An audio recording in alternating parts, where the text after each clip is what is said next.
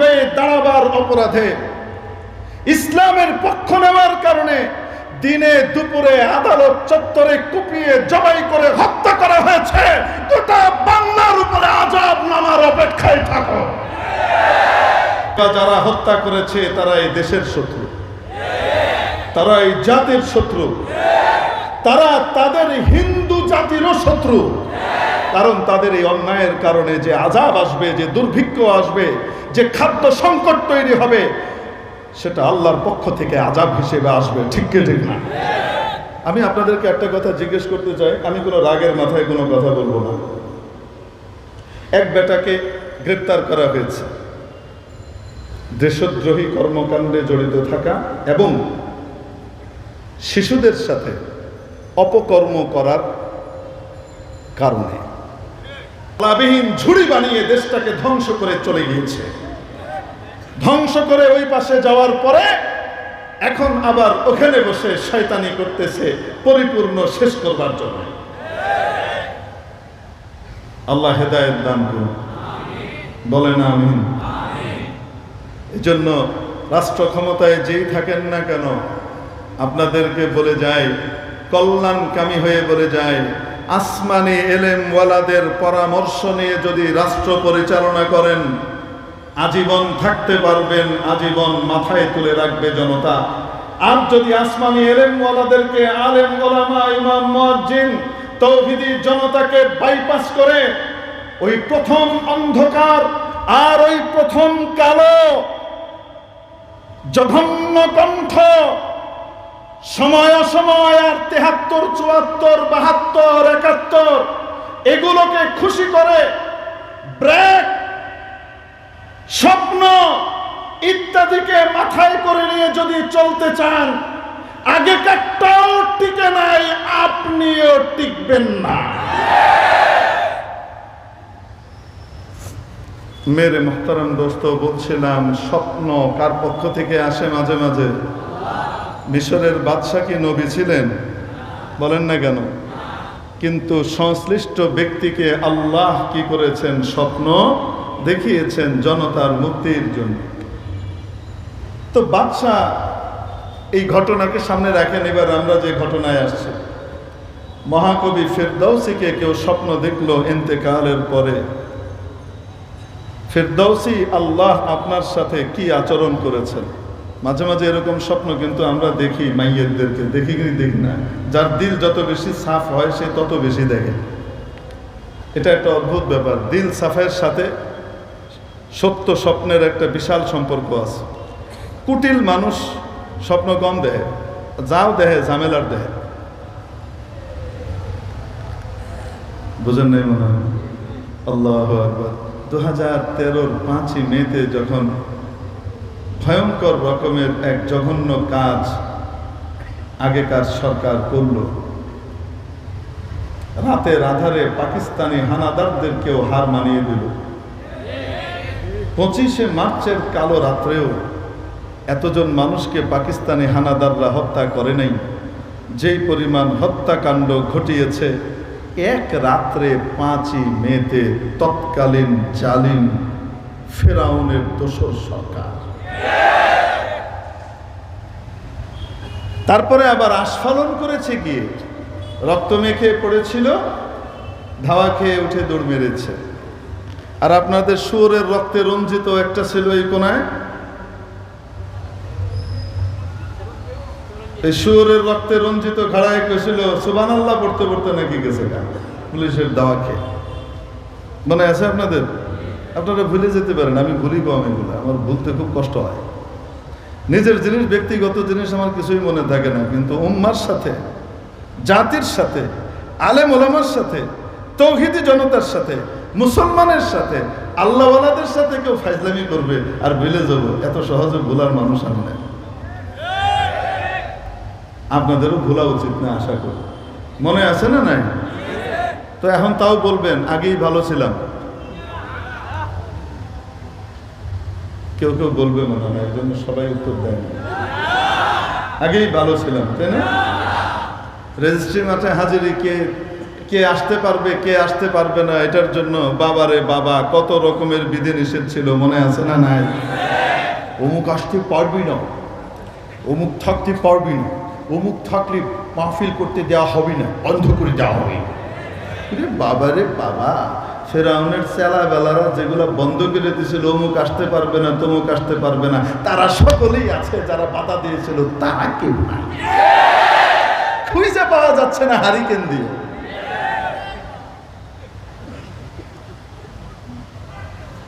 আল্লাহ আল্লাহ আল্লাহ, তাহলে আগেই ভালো ছিলাম, আলহামদুলিল্লাহ আগের চেয়ে এখন ভালো আছে, ঠিক কিনা? তবে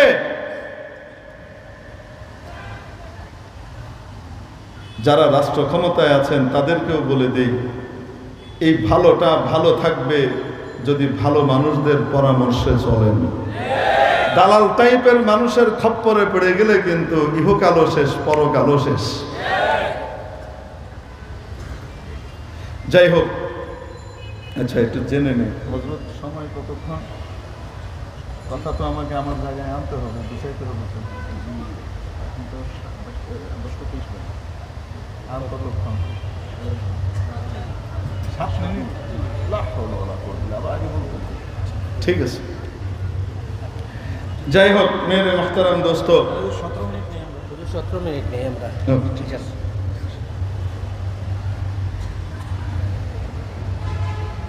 যাই হোক, বলছিলাম আমরা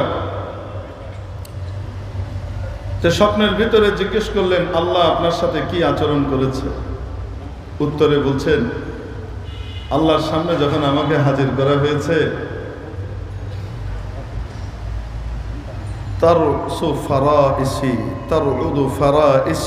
আমার বুক কাঁপছিল। আমি জানি আমি শেষ, কারণ আমি সারা জীবন সরকারি উচ্চ পর্যায়ের লোকজনের তাল মেরেই চলেছি, মিশা কথা তো আর কম করিনি, তো আমি তো শেষ। তা আমি বললাম, এ আল্লাহ আপনার রহম ছাড়া কোনো উপায় নেই, আমি তো শেষ, আমার আমল দিয়ে বাঁচার কোনো উপায় নেই। আল্লাহ তাআলা বললেন, ফেরদাউসি, তোমার 2টো লাইন আমার কাছে সংরক্ষিত রয়েছে। ফেরদাউসি লাখের উপরে শের লিখেছে, কবিতা লিখেছে, লাখের উপরে বিশাল বিশাল কবিতা লিখেছে।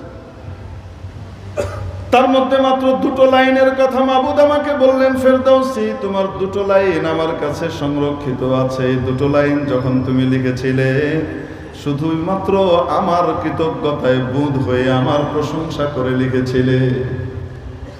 কোনো বাহবা কুড়ানো উদ্দেশ্য ছিল না, কোনো পুরস্কার পাওয়া উদ্দেশ্য ছিল না, কাউকে দেখানো উদ্দেশ্য ছিল না, আমার কৃতজ্ঞতা আর শুকরে বুঁদ হয়ে তুমি লিখেছিলে। তোমার ওই 2টো শের আমার কাছে আমি রেখে দিয়েছি, 2টো লাইন রেখে দিয়েছি। আমার কাছে বড় ভালো লেগেছে তোমার এই 2টো লাইন, এই উসিলায় তোমার বাকিগুলো আমি মাফ করে দিলাম। সতায়েশ কুনম এ জাদে পাকেরা, সতায়েশ কুনম এ জাদে পাকেরা, কে গোয়া ববিনা নদ খাকেরা, বমরে দেহাদ মালশ নারাহে শের, বমরে দেহাদ মালশ নারাহে শের, কুনদ পুষ্যবর পেল জঙ্গে দলের। প্রশংসা করছি আমি সেই মহান সত্তা আল্লাহ, যিনি সামান্য মাটির দলাকে দেখার এবং বলার শক্তি দিয়ে দিলেন।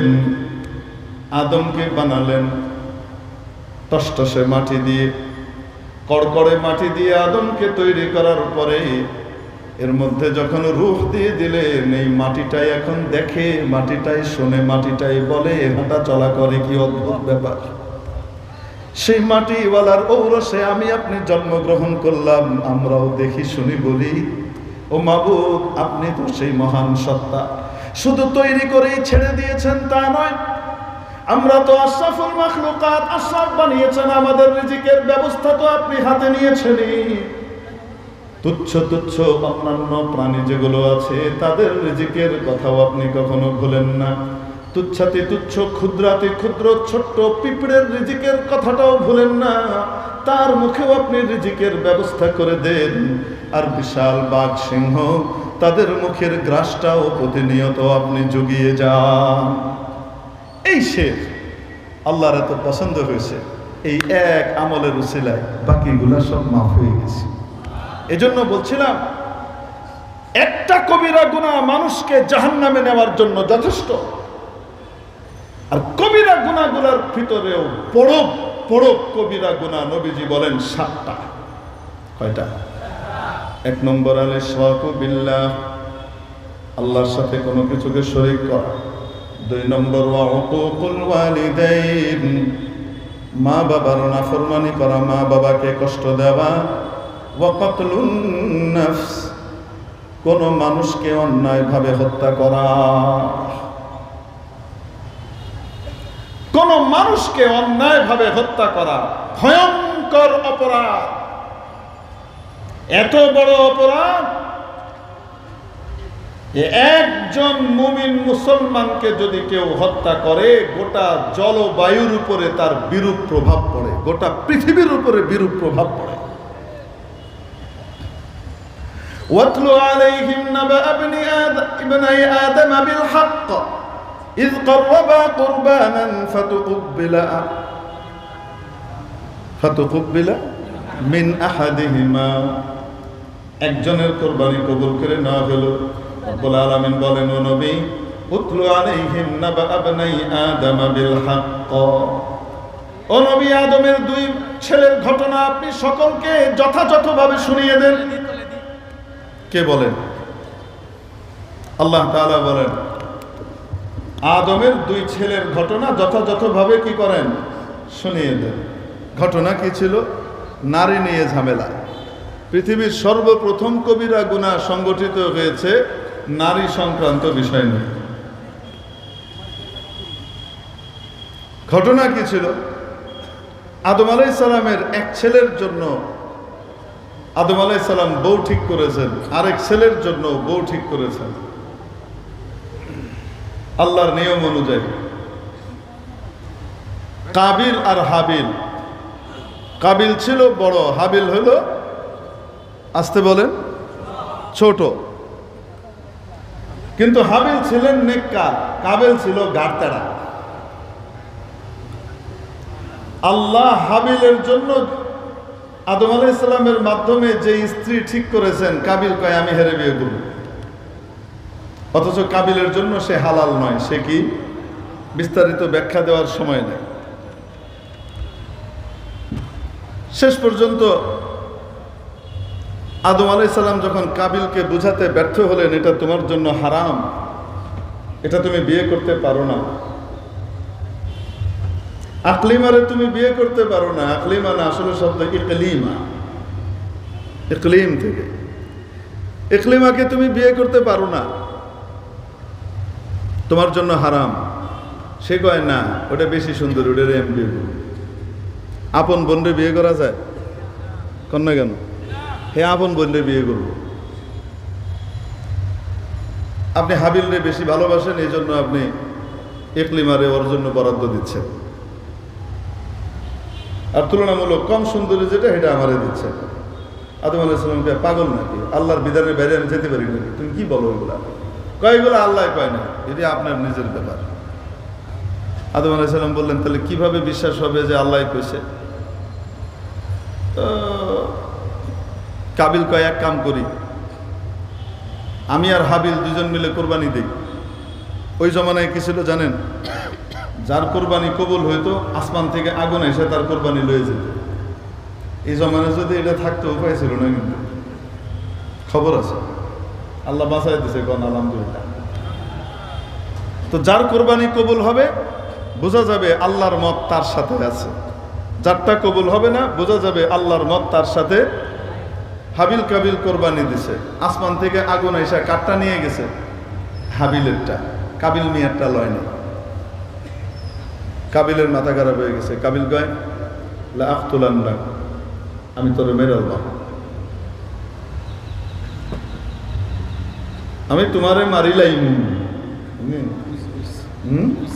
কাতল করে দিল। লা আখতুলান্নাক, সেলোটি তর্জমা হইব কাতল করে দিল। আমি তোমারে কি করবো? কাতল করে মারিলাইম। কেন? আমার কি অপরাধ? আমি কি করছি? কয় তোর কোরবানি কবুল হইল কেন? আরে আমারটা কোরবানি কবুল হয়েছে, এটা কি আমার দোষ? কইল কে লেগা তোরটা, এর লেগেই তোরে মারবো, আমারটা কে লেগে হইলো না। হে কয় আরে আমি আল্লাহরে ভয় করছি, তুমিও আল্লাহরে ভয় করো, তাহলে আল্লাহ তোমারটাও নিবে, আল্লাহর কথা তুমি মানো, তোমারটাও আল্লাহ নিবে। কত কিছু বুঝে না। হ্যাঁ, কাবিল হাবিলরে মেরে ফেলছে। এদিকে আদম আলাইহিস সালাম যখন দেখলেন দুই ছেলে সমাধানে চলে গেছে, কোরবানির মাধ্যমে তারা সমাধান করবে, আদম আলাইহিস সালাম গেছেন গা হজে। আদম আলাইহিস সালাম মক্কায়, আর এখানে হত্যাকাণ্ডের ঘটনা ঘটে। তাফসীরে মাযহারের ভিতরে আদম আলাইহিস সালামের দিকে নিসবত করে দুটো শের লেখা আছে। যখন কাবিল হাবিলকে হত্যা করে ফেলে, ওদিকে আদম আলাইহিস সালাম বলতেছেন, হায় রে, ব্যাপারটা কি, আকাশটা কেমন যেন মলিন মলিন লাগে, আগের মতো তেমন নির্মল নাই। ফল খাচ্ছেন আর বলছেন, ব্যাপারটা কি, ফলের স্বাদ কেন নষ্ট হয়ে গেল, ফলের স্বাদ কেন আগের মতো নাই। একজন ইমানদারের হত্যাকাণ্ড ঘটলে গোটা পৃথিবীর জলবায়ু এবং বস্তুর উপরে বিরূপ প্রভাব পড়ে, গোটা পৃথিবী ক্ষতিগ্রস্ত হয় একজন ইমানদারের হত্যাকাণ্ডের কারণে।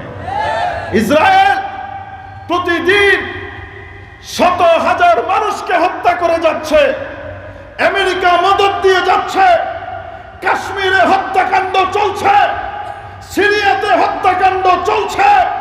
এই হত্যাকাণ্ডের কারণে গোটা পৃথিবীতে তাপ বেড়ে যাবে, জলবায়ুর পরিবর্তন হবে। জলবায়ু সম্মেলন করে কোনো লাভ হবে না যদি হত্যাকাণ্ড বন্ধ না করা যায়। হযরত আবু হুরায়রা রাদিয়াল্লাহু তাআলা আনহু বলেন, তিরমিজির হাদিস, রাসূল পাক সাল্লাল্লাহু আলাইহি ওয়াসাল্লাম একদিন আমাকে কিছু খেজুর দিলেন একটা পোটলায় করে, দিয়ে বললেন, আবু হুরায়রা, খাবা খাওয়াবা, কখনো খুলে দেখবা না ভিতরে কতটুকু আছে। একটা ব্যাগ, এই ব্যাগের ভিতরে খেজুর। আবু হুরায়রা বলেন, এই ব্যাগের মজেজা দেখতেছিলাম, যেই আসে খাওয়াই, আমি নিজেও খাই। নবীজির যুগ পার হয়ে গেল, হযরত আবু বকরের 2.5 বছর পার হয়ে গেল, হযরত ওমরের 10 বছর পার হয়ে গেল, হযরত ওসমানের 12 বছর পার হয়ে গেল, প্রায় 24-25 বছর পার হয়ে গেল, খেজুর শেষ হয় না। যখনই হাত দিই খেজুর বাইর হয়। যেদিন সন্ত্রাসীরা সাইয়্যিদুনা হযরত ওসমান ইবনে আফফান রাদিয়াল্লাহু তাআলা আনহুকে শহীদ করে দিল, হত্যা করে দিল, সেই দিন থেকে এই ব্যাগের ভেতর থেকে খেজুর আসা বন্ধ হয়ে গেল। একেতে নষ্ট করে সবে দুঃখ পায়, বালকে আগুন দিলেও ঘর পোড়া যায়।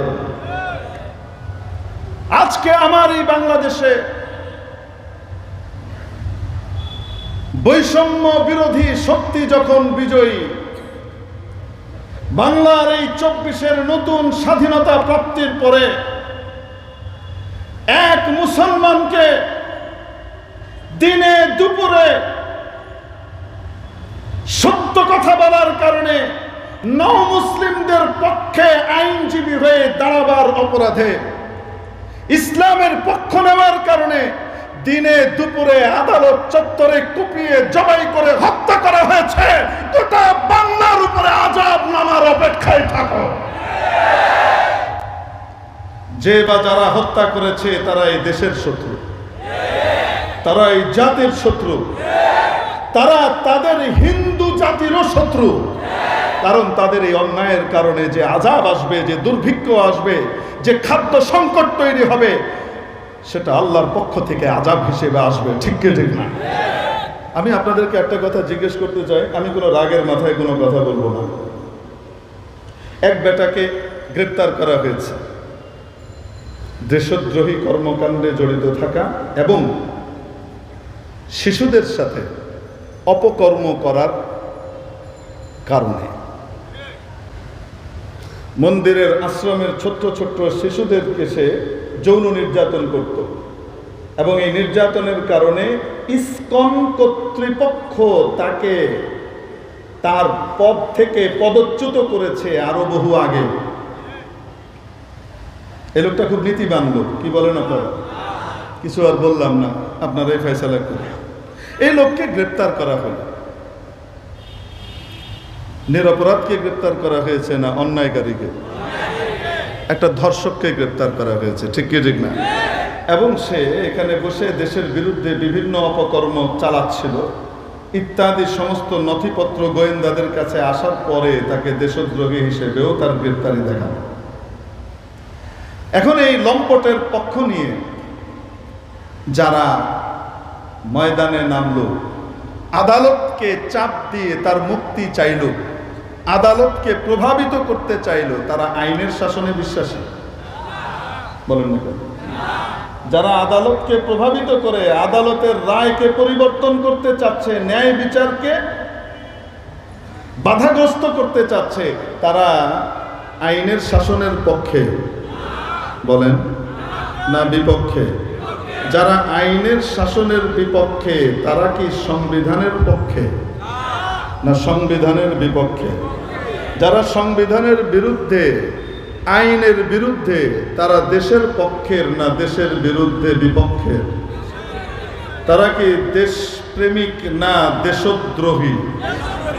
আসতে বলেন। এই দেশদ্রোহীদেরকে যারা সাপোর্ট করে, ইন্ধন দিয়ে সবকিছুর সমর্থন দেয়, সেই সংগঠন ইসকন দেশপ্রেমিক না দেশদ্রোহী? এই দেশদ্রোহী সংগঠনকে বয়কট করা দেশপ্রেমের পরিচয়। অতএব তাকে অবাঞ্ছিত করতে হবে, বাতিল করতে হবে, নিষিদ্ধ ঘোষণা করতে হবে। আমরা কোনো গায়ের জোরে বলছি না, দেশের আইনের দৃষ্টিভঙ্গিতেই বলছি। অতএব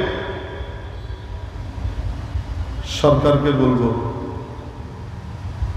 একটা নিষিদ্ধ হবার মতো সংগঠন, সন্ত্রাসী সংগঠন, দেশবিরোধী সংগঠন, দেশবিরোধী তৎপরতায় সরাসরি জড়িত, ইন্ধন দেওয়ার প্রমাণ সহ উপস্থিত যাদের কাছে, যেই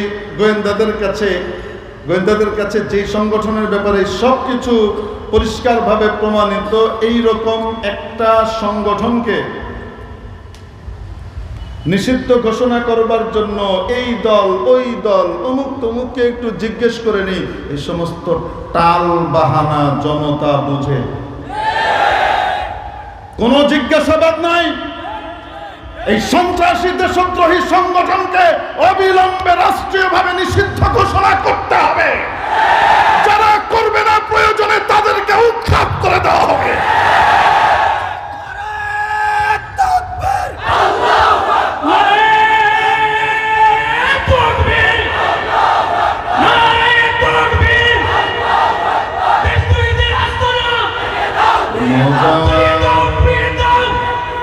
না না না না না, ইসকনের আস্তানা জ্বালিয়ে দাও, পুড়িয়ে দাও আমরা বলি না। ইসকনের আস্তানা জ্বালিয়ে দাও, পুড়িয়ে দাও কেন করবো আমরা? ইসকনের আস্তানা অটোমেটিকই নিষিদ্ধ হবে, বাতিল হবে, আইনগতভাবেই হবে। আমরা দেখতে পাচ্ছি আহা ক্ষমতায় আসার জন্য খুব আগ্রহী,